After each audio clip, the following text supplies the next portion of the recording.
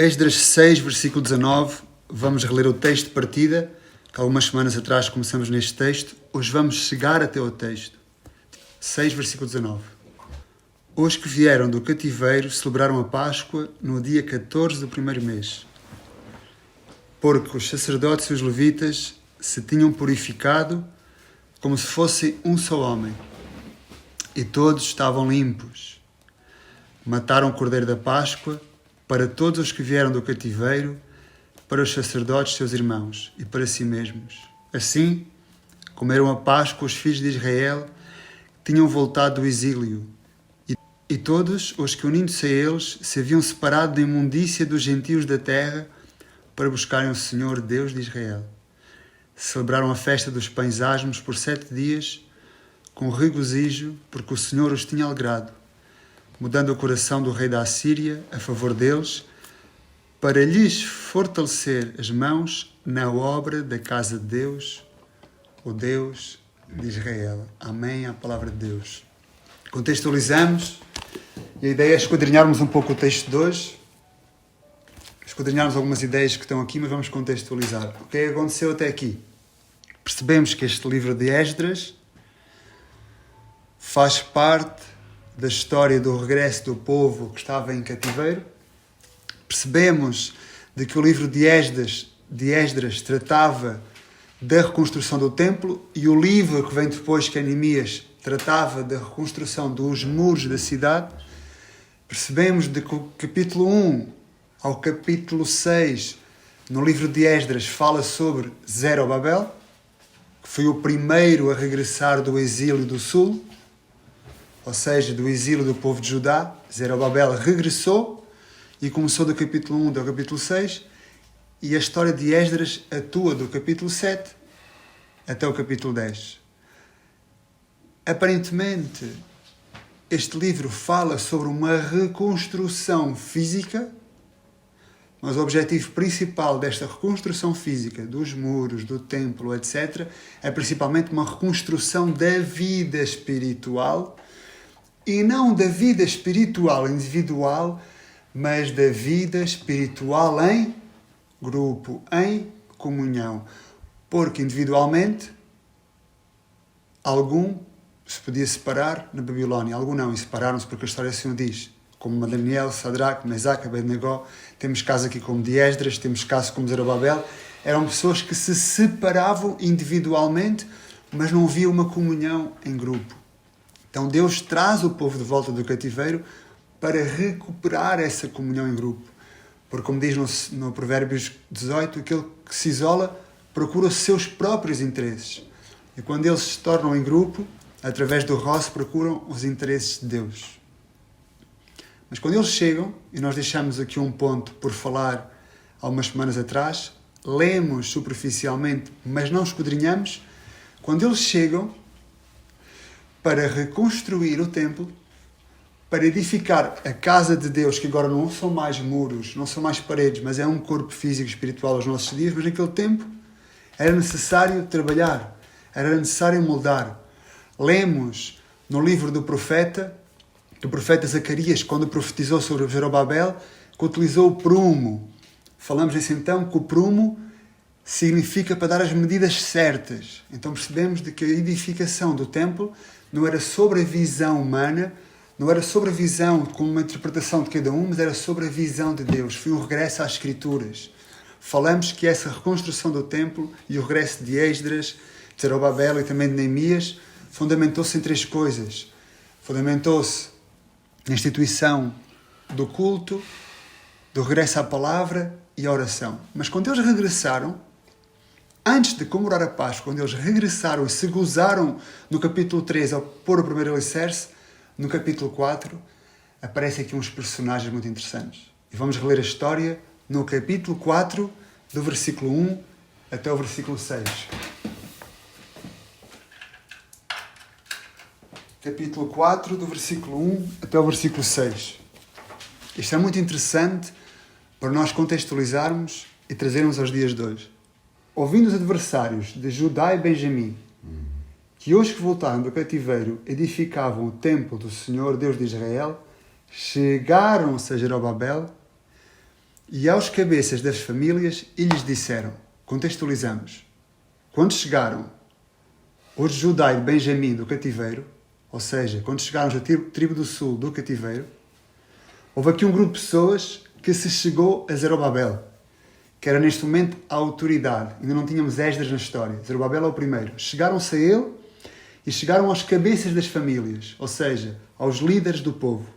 E lhes disseram, vejam bem o que eles disseram, deixai-nos edificar convosco, porque como vós buscaremos o vosso Deus, como também já lhe sacrificamos desde os dias de Esar-Adom, rei da Síria, que nos fez subir para aqui. Porém, Zerobabel, Jesua e os outros cabeças das famílias lhe responderam, nada tendes conosco na edificação da casa do nosso Deus. Nós, sozinhos, edificaremos ao Senhor, Deus de Israel, como nos ordenou Ciro, rei da Pérsia. Então, as gentes da terra desanimaram o povo, inquietando-os a não edificar.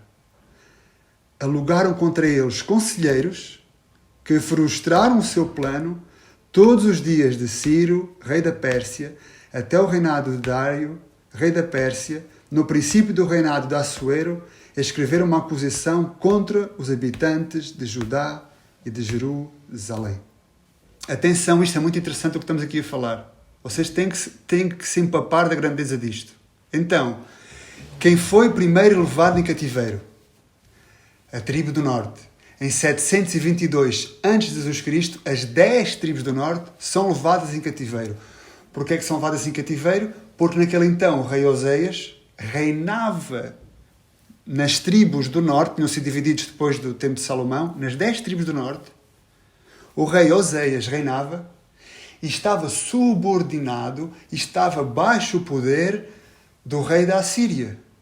Tinha que pagar tributo ao rei da Assíria, um pouco como passava nos tempos de Jesus Cristo, para contextualizar, em Jerusalém. Estavam os romanos sobre a comarca de Jerusalém. Então, os judeus submetiam-se às leis morais, religiosas de Israel, mas às leis civis dos romanos. Era um pouco como passava aqui nas 10 tribos do norte.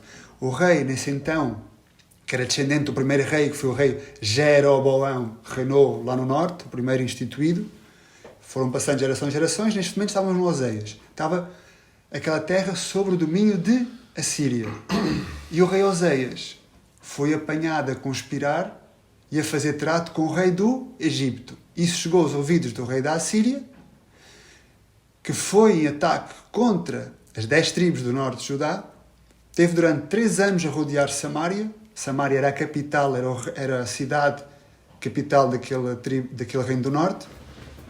E no ano 722 a.C., levou-os a cativeiro para as várias terras. A todos? Praticamente todos. Terras ficaram desertas. Tanto que, como aquelas terras ficaram desertas, foram levados em cativeiro. Nós falamos na altura que a capital da Assíria era Nínive, a grande cidade a qual Jonás evangelizou. Então, naquele tempo, como as terras ficaram desertas, o rei da Assíria enviou para lá pessoas de Babilónia, de Cush, de outras zonas, para habitar nas terras da tribo do norte, nas terras que estavam situadas na comarca de Israel. E o que é que aconteceu?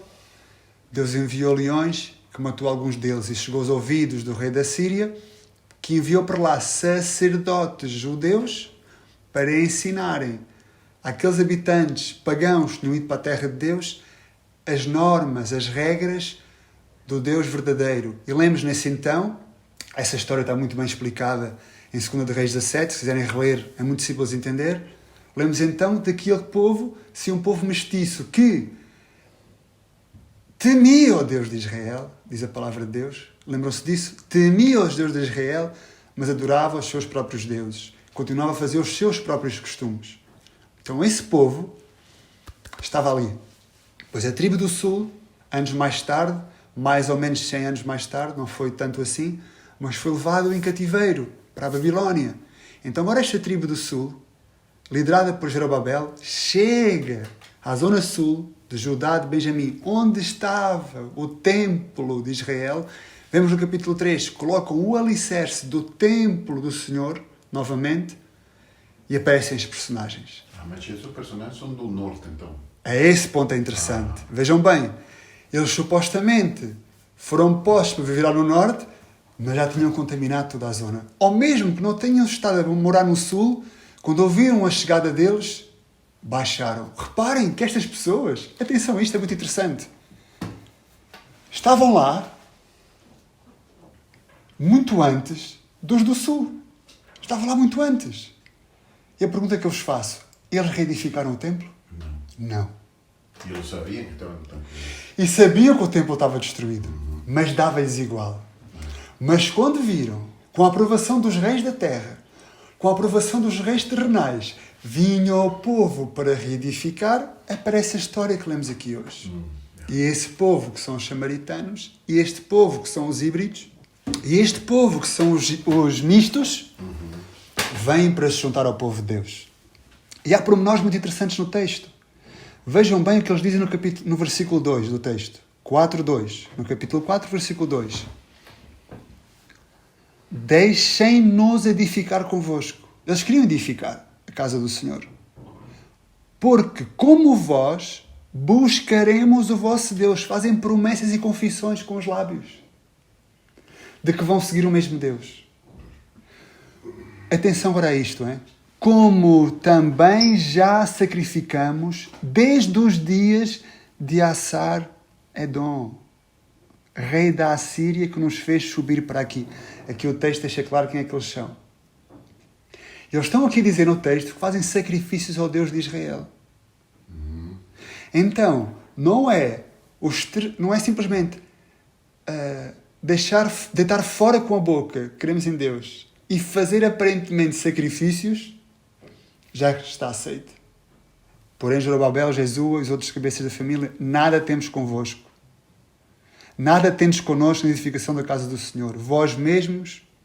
Nós mesmos, sozinhos, edificaremos a casa do Senhor.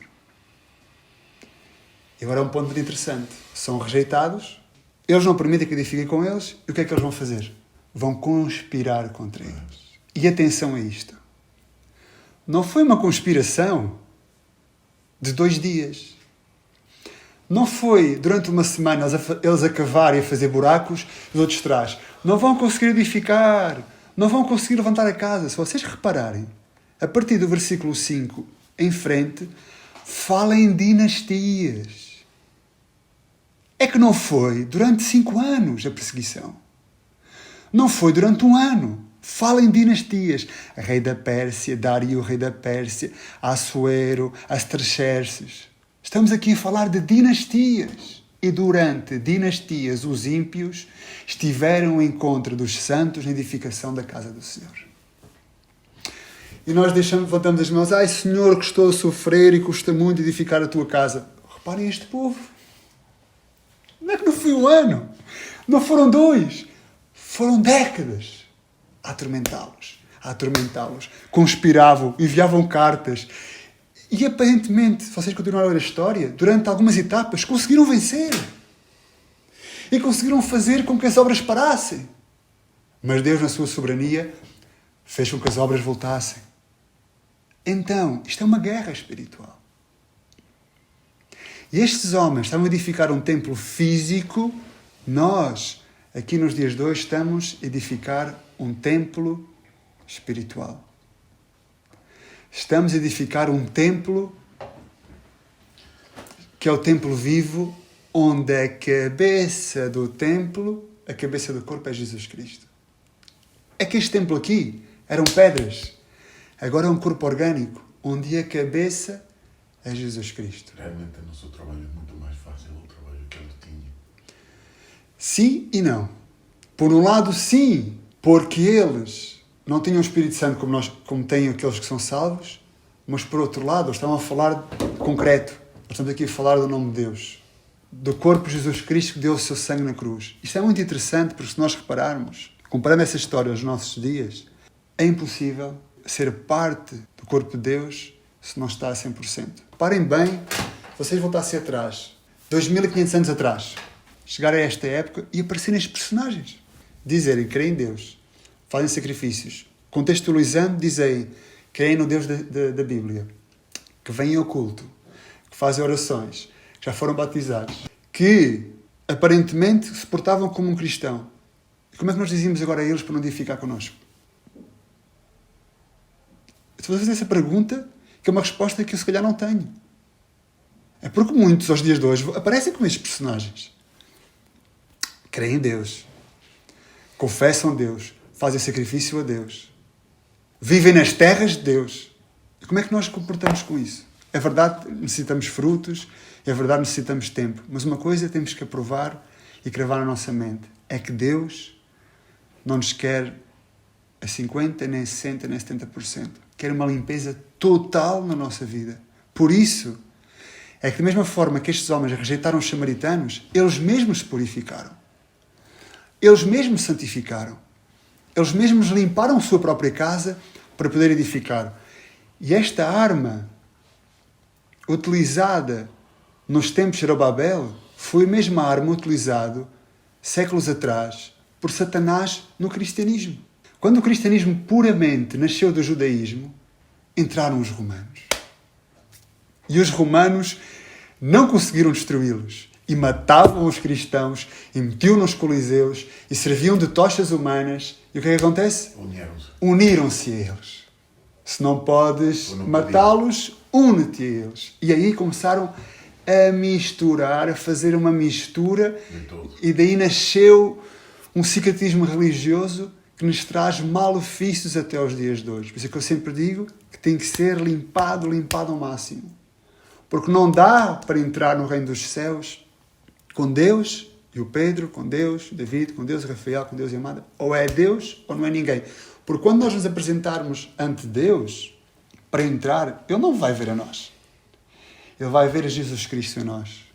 E para Jesus Cristo entrar nos céus conosco, tem que ser Rei e Senhor totalmente deste templo. Totalmente escravos da vontade de Deus. E os tíbios, e aqueles que não são quentes nem frios, diz a palavra de Deus em Apocalipse, que Deus os vomitará da sua boca. Vocês podem pensar, Pedro, estes judeus foram demasiado duros com os samaritanos. Mas não, porque se nós vamos ler alguns textos, vamos ler, por exemplo, capítulo 2, versículo 68, vamos ver o que fizeram com os do próprio povo. Capítulo 2, versículo 62. Alguém que lê este versículo? Buscaron sus nombres en los registros genealógicos, pero no los encontraron. Así que no calificaron para servir como sacerdotes. Estamos a falar aqui do povo de Judá, do povo de Benjamim, que veio do exílio. Não estamos a falar dos samaritanos. Não estamos a falar daqueles que foram misturados. Estamos a falar daqueles que aparentemente saíram daqueles territórios e lá procriaram. Quando voltaram, foram aos registros, não os encontraram. E esta mesma história encontra-se aqui em Neemias, aqui em Esdras, peço desculpa, e repete-se em Neemias. Neemias voltou a fazer o mesmo anos mais tarde. Quando foram aos registros, não estavam lá.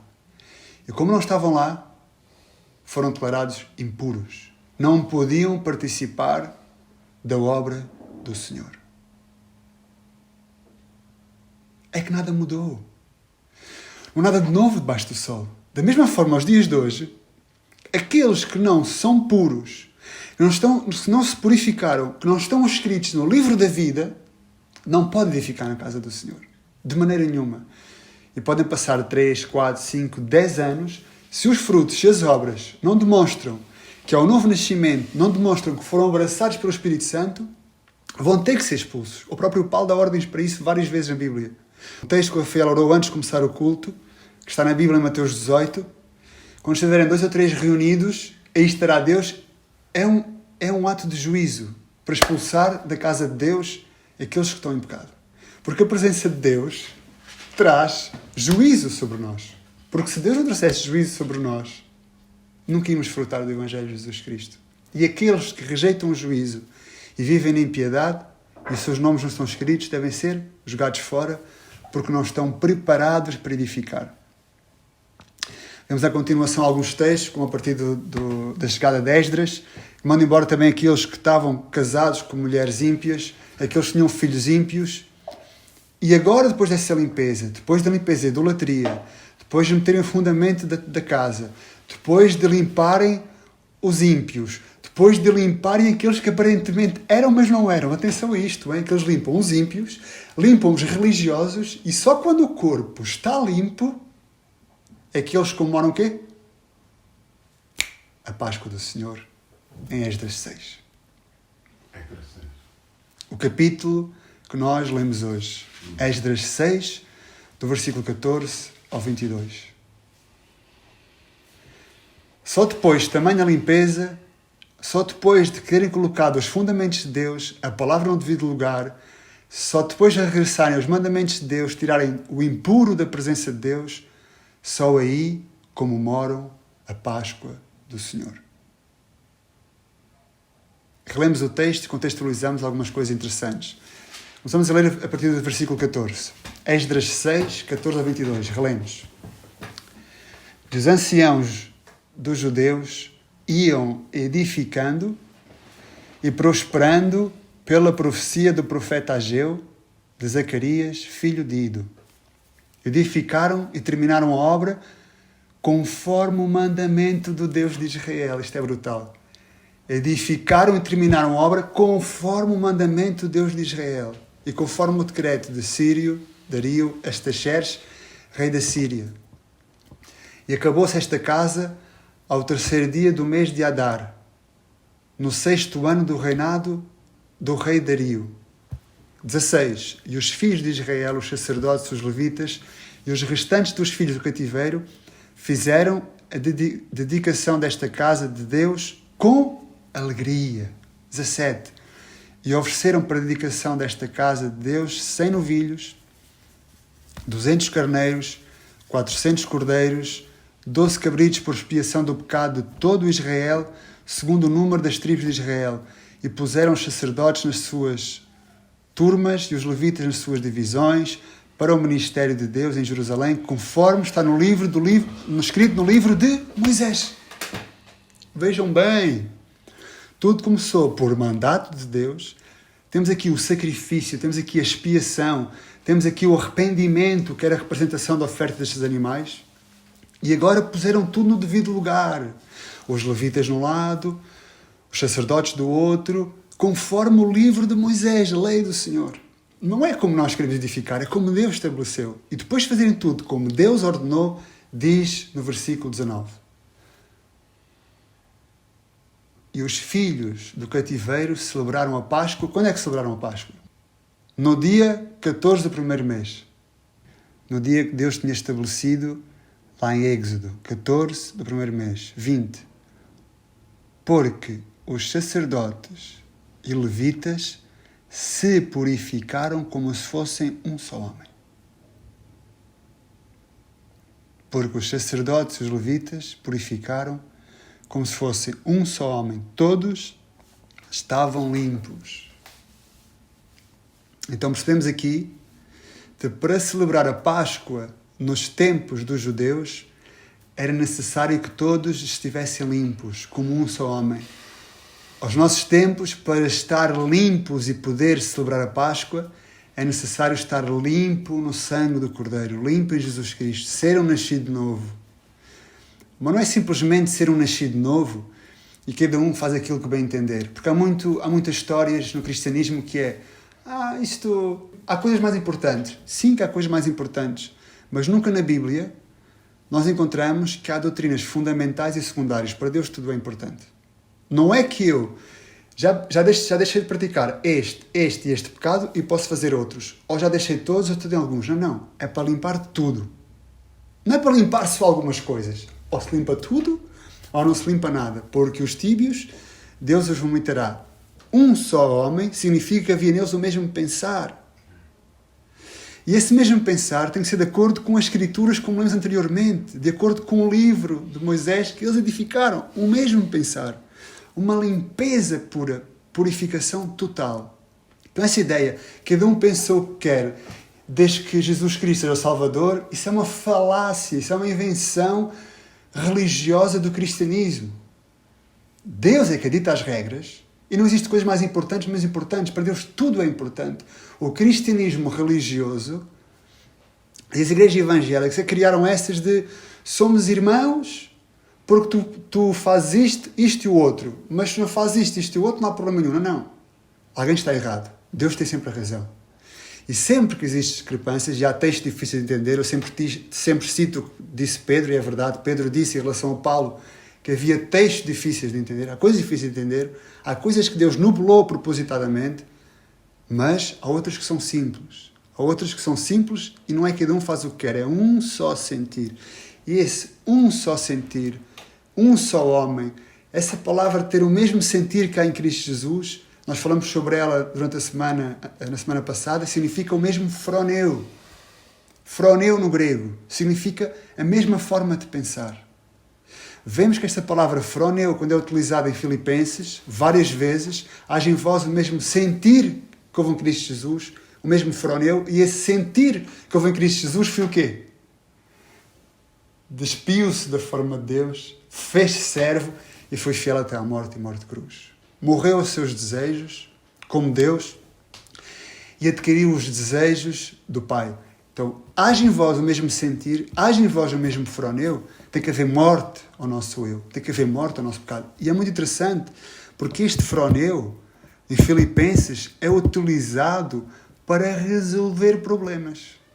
Havia duas personagens, Ivode e Sintique, que tinham duas formas de pensar diferentes, e Paulo exorta-os em Filipenses, haja em vós o mesmo froneu, haja em vós o mesmo pensar. Ou seja, não importa se tenhas mais anos de cristianismo, não importa com quem sejas casada, não importa se o teu marido é pastor ou o teu ancião, não importa se és neófita na fé. Em Cristo Jesus, arrependei-vos. Basicamente é isso de que Paulo estava a dizer àquelas duas mulheres. Então tem que ser todos limpos para poderem participar da Páscoa. E mataram os cordeiros da Páscoa para todos os filhos do cativeiro, para os seus irmãos, para os sacerdotes e por si mesmos. O sacrifício de Jesus é necessário para participar dessa festa. 21. Assim, comeram a Páscoa os filhos de Israel que tinham voltado do cativeiro com todos os que ele se... Atenção, versículo 21. Apartaram de imundícia dos gentios da terra para buscar o Senhor Deus de Israel. Se apartaram de toda a imundícia dos gentios da terra para buscarem o Senhor Deus de Israel. Que imundícia dos gentios da terra? Esta outra? Adoração de outro Deus. Toda a imundícia. E toda é toda. E qual é que é a imundícia, segundo o texto? Qual é que foi a imundícia, segundo o texto, no contexto hermenêutico? No versículo 21, está a dizer que eles se apartaram toda a imundícia. E qual é que foi a imundícia que eles acabaram de se apartar? No contexto hermenêutico, o que é que eles fizeram? Deixaram os ídolos, voltaram às festas do Senhor, deixaram as festas pagãs, separaram-se dos ímpios, não deixaram que os ímpios estivessem com eles, edificaram a casa do Senhor e deixaram os maus casamentos. Essa foi a imundícia dos gentios da terra. Porque os gentios da terra tinham por costume aquelas pessoas que viviam naquelas zonas adorarem outros ídolos, até ao ponto de sacrificarem os seus filhos, casarem-se com as mulheres que não eram do povo de Deus, terem filhos com elas e edificarem os seus deuses. Então limparam-se toda a imundícia dos gentios da terra. Isso é considerado algo repugnante para Deus.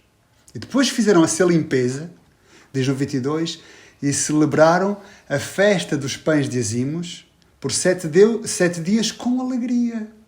É porque algum pode dizer assim, bem, eu não me vou apartar da imundícia dos gentios da terra e eu vou viver o cristianismo como eu quero. Mas não vai celebrar esta festa com alegria. E pode vir com motivação, é que eu vou agora com alegria. Comemorar com alegria? Sabem porquê? Porque a resposta está no versículo 22. Vejam bem. Porque o Senhor os tinha alegrado. Quem? O Senhor. É que a motivação, o gozo, a alegria desta festa não foi aquilo que eles fizeram. Foi a alegria que Deus pôs no coração deles. Então, se um não se purifica, não se separa da imundícia dos gentios, não vive consoante os mandamentos, não para de pecar definitivamente, não vai ter alegria e gozo. A vida vai ser sempre um tormento aqui na terra. Vai ser sempre com um pé nas coisas de Deus, um pé nas coisas do mundo. Um dia com gozo, outro dia com tristeza. Um dia com exaltação, outro dia na fossa. Um dia Deus é grande e salvou-me, outro dia que o diabo parece que domina a minha vida. Um dia que há paz na minha casa, outro dia que há tormento. Um dia que vou para o trabalho de ser testemunho, outro dia que peco. Porquê? Porque não está a limpar-se como Deus ordenou. Está a limpar-se como a religião evangélica lhe disse que tem que ser. Então o gozo não vem. Porque ainda o gozo é o Senhor. Repito o texto. E celebraram a festa dos pães do azimos por 7 dias com alegria. E pode dizer com alegria porque eu estava gozoso. Não. Porque o Senhor os tinha alegrado. E tinha mudado o coração do rei da Assíria a favor deles, para lhes fortalecer as mãos. E agora atenção a isto. Porquê é que Deus dá alegria? Porquê é que Deus muda o coração dos reis? Porquê é que Deus faz com que eles deixem um exílio, venham para as terras do Senhor e venham gozosos? Com que motivo? Para lhes fortalecer as mãos na obra da casa de Deus, o Deus de Israel. Então, esta purificação, esta santificação, este gozo, esta alegria, nada mais, nada menos do que trabalhar na obra da casa de Deus. Isto não serve para nós estarmos em paz aqui. Não serve para nós simplesmente ter uma família, ter uma casa, ter um trabalho, ter paz, ter prosperidade, ter saúde. Não. Tudo isso é feito com um objetivo, a glória de Deus. Edificar a casa de Deus. Edificar a igreja de Deus aos dias de hoje, contextualizando. Para fortalecer as mãos na obra da casa de Deus, o Deus de Israel. E eu pergunto, nós purificamos-nos para ganhar a salvação ou purificamos para exaltar a cabeça que é Jesus da nossa casa? Nós purificamos-nos para ter alegria e porque sentimos aprovados, porque fazemos sacrifícios? Ou purificamos e deixamos a imundícia dos gentios para exaltar aquele que morreu na cruz para perdoar os nossos pecados? Purificamos-nos para simplesmente acordarmos sem aquela ansiedade no peito? Ou purificamos-nos para construir o templo de Deus vivo? Então este aqui é o ponto. Porquê é que nós nos estamos a limpar? Porquê é que nós aceitamos que somos cristãos e somos cristãos? Para quê? Para fortalecer as mãos na obra da casa de Deus. O Deus de Israel. Ele tem que ser o centro de tudo o que nós fazemos. Desde a limpeza, ao deixar o pecado, ao deixar os ímpios, ao separar famílias, ao construir a sua casa. Tudo tem que ser baseado na glória de Deus. Porque os ímpios, os tíbios, os impuros, os imundos, os samaritanos vão ser jogados fora. Os samaritanos tiveram muito tempo a cultuar, aparentemente, entre aspas, o Deus de Israel. E aparentemente eles estavam bem. Tinham passado 200 anos, talvez. Tinham passado 100 anos. Tinham passado 50 anos. Eles estavam lá tranquilos. Até que um dia Deus veio e disse, não, vocês para o lado. E um dia isso vai acontecer. No juízo final. Porque alguns são muito parecidos. O trigo e o joio, muito parecidos. E Deus disse ao anjo, não cortes já. Deixa para a altura da cega. E no final irá cortar o trigo do joio. E esse dia vai chegar. Então, nós não descansamos na nossa purificação. Nós descansamos naquilo que Deus fez. Mas aquele que é nascido de novo tem que se purificar. Como? De acordo com a lei do Senhor. De acordo de Gênesis e Apocalipse. De acordo com a sua palavra. Não o que dizem os homens. Aquilo que diz a Bíblia. E a Bíblia não deixa dúvidas. Então, quem pode celebrar a Páscoa? Aquele que é limpo. Quem pode celebrar a Páscoa aos dias de hoje? Quem pode comer a ceia do Senhor? Aquele que é limpo no sangue do Cordeiro. Aquele que verdadeiramente deixou a sua forma de vida e vive as ordenanças de Deus. Que deixou as regras do mundo, as regras de um pastor contra Deus, as regras de interpretação contra a Bíblia, as regras da cultura, as regras de dominações de teologias antibíblicas e abraçar o Deus verdadeiro e a sua palavra. Nem que haja 10.000 conselheiros, a palavra de Deus tem que vencer. Os amigos de Jó vinham, aparentemente com palavras sábias, estavam contra as vontades de Deus. Então, notas finais, conclusões finais. E na próxima semana, para não fazer muito largo, vamos contextualizar a Páscoa dos judeus para a Páscoa que nós comemoramos. E a nossa Páscoa é Cristo. Mas antes de terminar, dizer-vos uma coisa. Eu já vos disse isso e repito. Quem podia celebrar a Páscoa dos judeus era só aquele que estava limpo. Só. E para celebrar a Páscoa que Deus instituiu para os judeus, era necessário ser circuncidado. E se uma destas pessoas não tivesse comemorado a Páscoa, não podia comemorar mais nenhuma festa do povo de Israel. Mais nenhuma. Relembram-se das festas? Já citei várias vezes. Temos o primeiro grupo de festas, 4 festas que encontramos no início do ano. Temos aquele grupo de festas que se encontram no fim do ano. Já falei delas várias vezes. Então, se não comemorasse a primeira festa, que era no primeiro mês do ano, no 14º mês, não podia comemorar as demais. Contextualizando os nossos dias, para poder vir à festa do Senhor. Esta é uma festa do Senhor, um culto. Orar a Deus é uma festa ao Senhor. Cantar a Deus é uma festa ao Senhor. Ofertar a Deus é uma festa ao Senhor. Ajudar os órfãos e as viúvas é uma festa ao Senhor. Jejuar é uma festa ao Senhor. Mas para que nós possamos gozar-nos nessas festas, primeiro temos de estar circuncidados e celebrar a nossa Páscoa com Cristo. E não estar mais circuncidados fisicamente num prepúcio, mas estar circuncidados de coração, como diz Ezequiel 37. Limpos de coração. Os mandamentos de Deus deixam de ser em tábua e, diz o texto, passam a ser escritos no coração. Só o limpo pode gozar-se na mesa do Senhor. E aquele que não está limpo não vai ter o gozo do Senhor. Não o nosso gozo, porque o nosso gozo é falível. Nós ontem estamos tristes, amanhã estamos contentes, daqui a 5 minutos estamos a chorar, daqui a 10 minutos estamos a rir. Uns comem com ansiedade, outros vomitam com nervos, outros choram, outros telefonam para a família, outros vão dar uma corrida, outros vão ao ginásio, outros vão para uma praia paradisíaca. São gozos momentâneos. São gozos inconsoantes como as ondas do mar. Mas o gozo do Senhor é estável, porque o gozo do Senhor é uma rocha. E essa rocha é uma pessoa que é Cristo. O nosso fundamento da nossa fé. Aquilo que Ele fez. E aqueles por quem Cristo morreu têm que se limpar. Como a igreja X ou Y diz, como o pastor diz, como a teologia diz, que assim seja, sempre e quando seja de acordo com a palavra de Deus. Está aqui. Não temos que ser eruditos, porque a palavra é para as pessoas do vulgo e sem letras. Os mandamentos que Deus quer são simples. Nós é que tentamos interpretá-los para não querer obedecê-los. Então, o que eu desejo para a minha vida e para todos os que estão aqui, e na próxima semana, se Deus quiser, vamos entrar na Páscoa que nos é benéfica agora, que Deus nos ajude a purificar-nos tal como estes judeus fizeram. Porque, mais uma vez, repito, é que os judeus não acreditam em Jesus Cristo, é que os judeus não creem no Messias, é que os judeus esforçam-se para guardar a lei. Mas vocês viram como é que eles purificaram para a Páscoa do Senhor? E nós, que nos dizemos, temos a verdade, que Jesus Cristo nos salvou, que nos deu o Espírito Santo, como é que nos purificamos para as coisas de Deus?